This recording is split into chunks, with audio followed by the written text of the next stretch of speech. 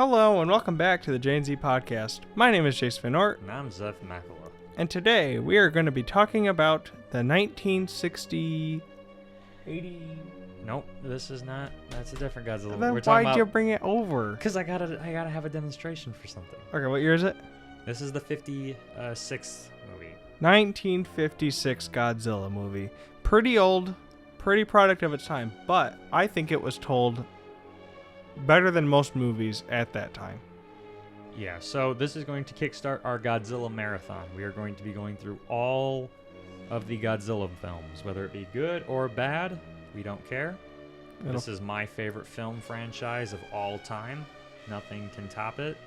And I'm Jace- just along for the ride. Exactly. Jace, you have seen some of them, I've seen a couple. but most you have not seen. That is true. Yes. So, where better to start than the first one?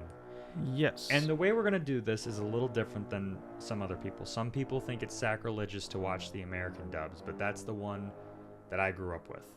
Yeah. Whether it be the Japanese version or the American dub. Sometimes it's going to be a little hard for us to find the American dub. For instance, this is Godzilla 1985. Mhm. This is the American version of it with added footage. This is the one I'm used to, not the Japanese one. But later down the road, you have the Japanese one is made more available to the public, and the American dub, the one that most people watched on VHS like me, has slowly faded into obscurity, and the only way you can watch this is by VHS now. Really? So there's some that we're going to be tackling the Japanese version of, but for the most majority of them, we're going to be just watching it through an American dub version of the movie. That's fine by me. Trust me.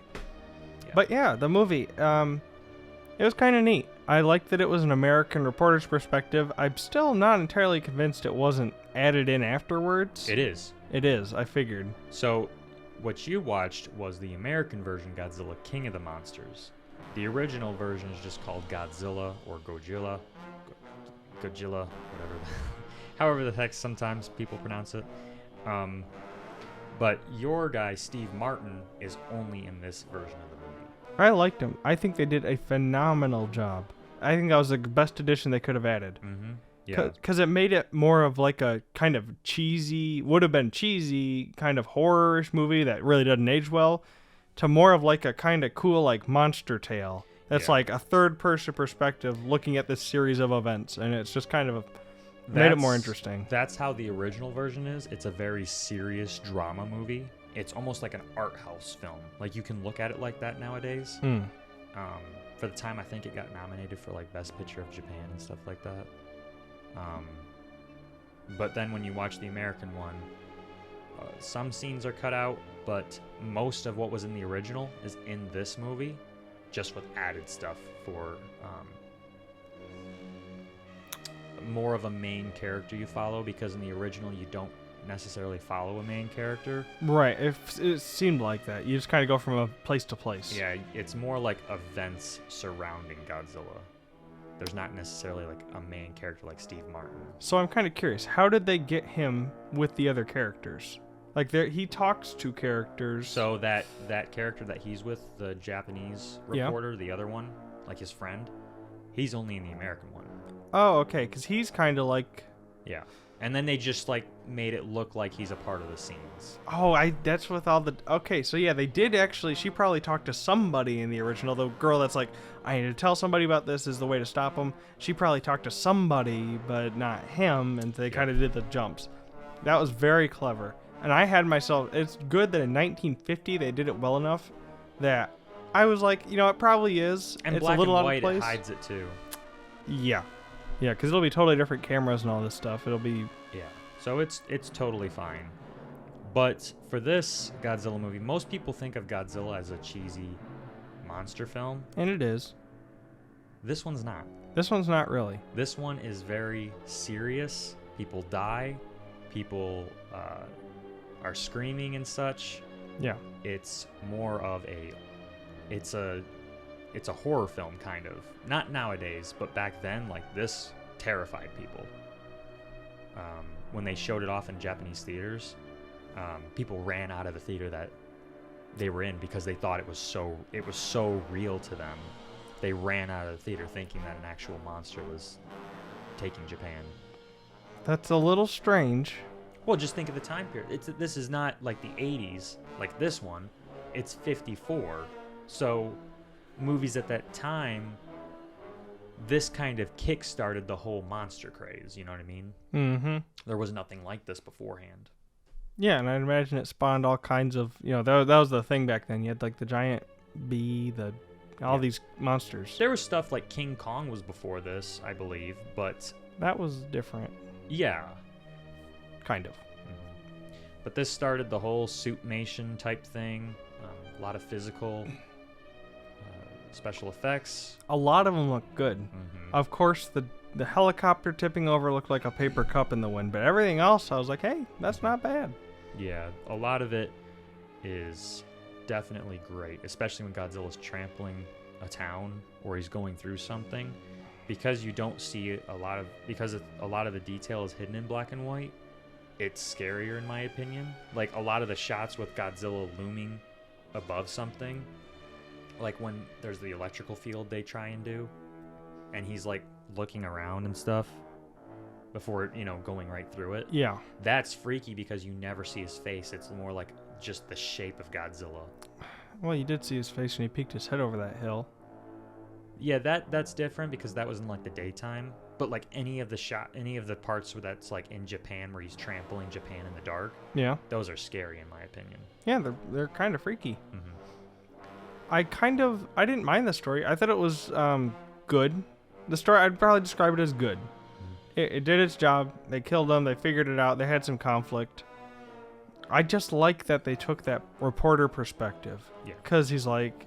He's talking to America at the same time in some scenes. It actually probably made it a little more crisis-y than it is. I mean, obviously it's it's just very local, I'm sure, in the original film. And that's why I liked Shin Godzilla.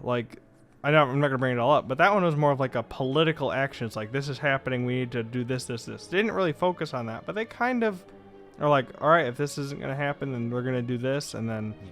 This is more on like the scientificness and like more of a down to the common people type thing. Right. And I just like that the reporter just kind of kept things grounded, kept a person to follow through all these events. Yeah, the original didn't do that. Like I said, it more followed different characters. Like it would, like in the beginning, in the original, it's all about the Islanders. Really? That was first? Yeah. I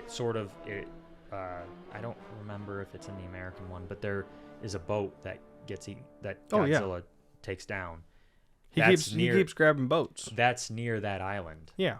So then it goes to the Islanders, who are then saying to reporters that are coming there, there's something wrong with the fishing, there's different things, and then that's when the whole attack happens with Godzilla on the island. Right. And that's when it goes to Dr. Shirazawa's perspective, sort of. Him and his girlfriend and... Yeah, and that whole... Well, no, that's not his girlfriend. That was his girlfriend. Yeah. She's just a... It's a whole thing. But then it goes to Dr. Shirazawa's perspective and sort of just perspectives of Godzilla trampling the town. And it's more of people saying, what are we going to do? And that's when Shirazawa... The bomb... Yeah, the oxygen destroyer. It's not a bomb. Yeah. Yeah. It is. Again, I keep bringing it up, but it was so unusual that that you felt like you were a reporter along with them. Mm-hmm. Because if you watch something nowadays, they're going to translate every bit of Japanese, have subtitles, but they didn't in this one. They were just speaking Japanese. You felt like you were in the foreign country going through all these problems with them, and you're just like, oh, hey, what's he saying? And then he just tell you like a synopsis of it. Yeah, this is one of the few American ones, American dubs or American versions that I would consider better than the original. And I know that sounds sacrilegious and all that other stuff. People probably not trust me for the rest. But just that perspective, there's a character you can latch on to for the whole entire story, and then it just adds to the story, in my opinion, is It just adds. a lot. It truly does Yeah. add to it. And then the only thing I will say I don't like about it is that near the end, you know how he's like narrating the whole Godzilla that's attacking? That's the only thing I don't like. He doesn't do it that much. I know, but he's like, oh, Godzilla's coming up on the building. He's Oh, above that? me." That I don't like his narration half the time, because in the original, it's more of widespread panic and you're just hearing people screaming. The part when he goes up to the Japan pavilion and there's like the people speaking in the radio and such, that's like the only talking part in that whole movie at that point. So that's the only thing I get a little annoyed at in this, is just that narration part. But other than that, I have no complaints about this version of the movie. No, I really did think it was just solid. Mm-hmm. Again, better than I thought it would be. I thought it'd be so much more cheesy, but they actually, the way they went about it, it certainly made it a lot more watchable. It made it a lot more of a movie that I could like kind of take a little more seriously and kind of get with, you know. Well, just wait till we're later in the series. You're not going to take any of these seriously almost until we reach about the 80s. But yeah, this movie is just, it's really important because it's one of my first movies I've ever really watched. Like, I wound down the tape. The tape, I broke the tape how many times I watched this version of the movie. And it's just really good. Like, later on, you're going to love a lot more of the monster on monster action. That's what Godzilla becomes more than him just destroying a town. And those are the more entertaining ones. But as I get older, this is the one that I appreciate a lot more too. Just because it's more of, it's a little more realistic. It's a lot like Shin Godzilla, where it's like, what would happen truly if a creature this magnitude infiltrated Japan and just came out of nowhere? Right, and they had nothing to stop it. Exactly. Another thing is, I love the way that they kill the monster Godzilla, because it's so different than any other movie. Still, It's a lot like Pacific Rim in that regard. yeah, it's Godzilla. I think he is just resting at the bottom of the ocean at the end. Yeah, he's just chilling.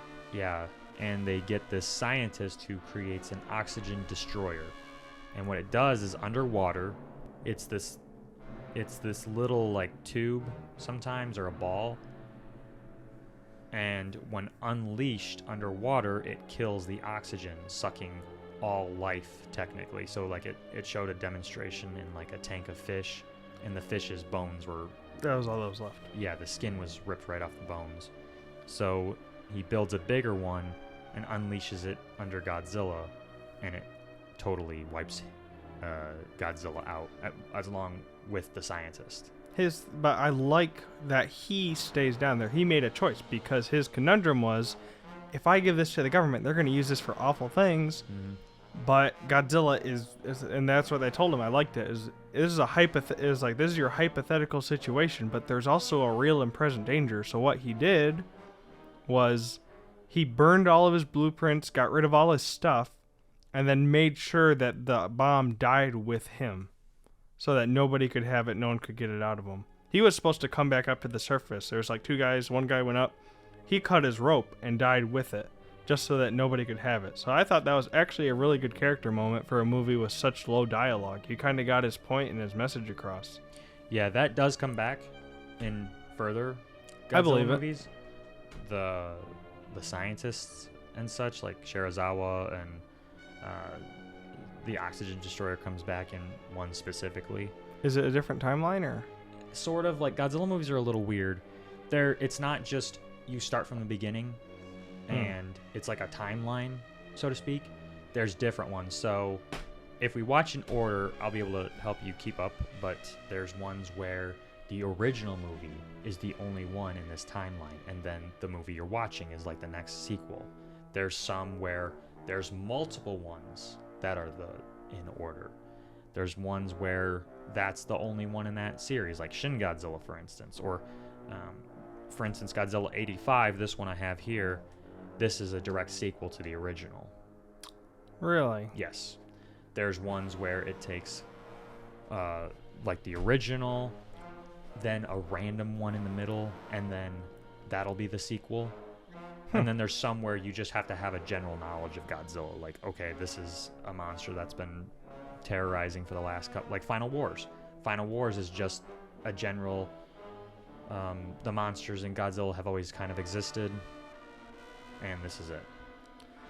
So I guess we'll get to it at the time. I'm curious how they bring him back from a pile of bones. I wonder if it's like beating Bowser and they just kind of like shake and then come back together. So what happened, they cut it out, I think, in this one. I'm not sure because I didn't watch this one with you. Yeah, they didn't do it. He was a pile of bones, then he went home. They cut it out, but there's a line in the original Godzilla movie, the Japanese one, where there's a guy saying, oh, good, Godzilla's dead, so to speak. But there's always going to be another Godzilla that will come after it. Where do they get the info from? It's just like him hypothesizing. Strange. But that's just how it is. Like, you never really truly learn. Godzilla's always referred to as a male, and that he reproduces asexually. Mm-hmm. But you never really learn anything else. Interesting. About, like, reproduction-wise and whatnot. Well, okay. He's not, well, I should say he's not male or female, but he's always referred to as male. Like, whenever they say him, they always say him and stuff. It's always referred to as a male that reproduces asexually. So what is they didn't talk about it in the movie, but I remember seeing it somewhere. What was he before he turned into Godzilla? It was through testing. Was he like a frog or something? It's different things in every single movie, but he was just a creature that was among the hydrogen bomb testing. Right. And he came from that. Oh, neat. But sometimes he's referred to as a lizard. Sometimes it's a dinosaur. That there's one movie where I think it's Godzilla vs. King Ghidorah, the one that's a remake in the 80s. That one, it has to do with time travel, and they go back to World War II. There's a dinosaur that still exists. They bring that dinosaur back to the hydrogen bomb testing times. The island blows up. Yeah. And that creates Godzilla. Huh. But it's The just like island? it's just like a random dinosaur that's still alive. Oh. But sometimes he's a T-Rex, sometimes he's a lizard with the testing, sometimes it's a dinosaur, sometimes it's you never really learn, but it doesn't really matter in my opinion. Huh. Well, cool. Yeah. Yeah, but overall, I thought it was solid. I thought it was really good for its time, especially. Yeah, the suit especially is... It looked good. Yeah. It didn't look all cheesy like I thought it would. The one time they show his bug eyes is like, oh, it's kind of silly, but they weren't like scary. You know, they kind of nailed it later on. It's like, you know, scary, like squinty eyes. You know, it's just like, you know. But you get like big old bug eyes when you saw them, but you mostly didn't see them. So I okay. do like this version of the creature because the black and white hides a lot of it, but I love the look of Godzilla in this because he looks like a burn victim. Yeah. Sort Sort of. Like, he looks like he came out of the hydrogen testing. Like yeah, he's all black and he's all tarred black and charred, and he's got bumps all over him, and his face is kind of deformed in a way. His mouth is really like angular shaped. Yeah, he's got like haphazard, like it's just like teeth, and it's just like it's not like pristine. It's just kind of gross. They put a lot of thought and effort into this movie, like just like little things like that, where it's like, okay, let's make him look like he came out of the hydrogen bomb testing. What would that look like? Yeah. Later on, obviously, he gets his iconic look of what he looks like, but this, in my opinion, is probably like one of the more scarier versions of Godzilla, because you have obviously Shin Godzilla's a little freaky, but this one, just when you consider like the backstory of Godzilla, that's when it becomes a little more scary. Yeah. Well, cool. Well, I had fun talking about it. I had fun watching it, especially. Overall, I'm pretty impressed with it, and the soundtrack. We got to talk about soundtrack. I love that it's the same song but better later on throughout all these movies. Mm-hmm. Like they play the same Godzilla's theme, bum bum bum, the military theme, you know, all this stuff is exactly the same. They're really, really basic here. But I love how they kind of just kept all that. Yeah, and it fits. the director of this and the music guy that did this, Akira, they did multiple Godzilla movies after this together. The guy who did the music, I always butcher his last name, but it's Akira Ifukube. And he's the guy who came up with the main Godzilla theme. And it, there's different renditions, but this, in my opinion, is the worst rendition of it. Oh yeah, it's nothing to it. Yeah, just because it's the first one, but later on is when you get like the trumpets and it's a big booming orchestra, then just like a few violins and such. Yeah, it's just one big cello playing the whole thing. Yeah. But what was I saying? Yeah, that's about, yeah. I agree. I always thought that Godzilla's stuff matched it really well. And it's kind of just neat to see its baby steps there. Yeah. In the beginning. It's cool. I'm looking forward to doing all these with you because you're going to see just how crazy Godzilla got. Like we go from a very serious movie that almost won Movie of the Year in Japan to Godzilla flying and, baby Godzilla and all that other stuff to a more serious Godzilla, and then obviously you saw Biollante, and then to more of a silly Godzilla, and then serious again. When will it start getting sillier? Obviously, it probably won't match this with the next one. I will say, or is it pretty quick? The next one is still a little serious, but the next one is when it starts to get silly. When does it rein it back in then? Or does it ever? 80s. Those are more serious? Yeah, because what they did was after the next one I will consider a little serious, but it's still a little silly.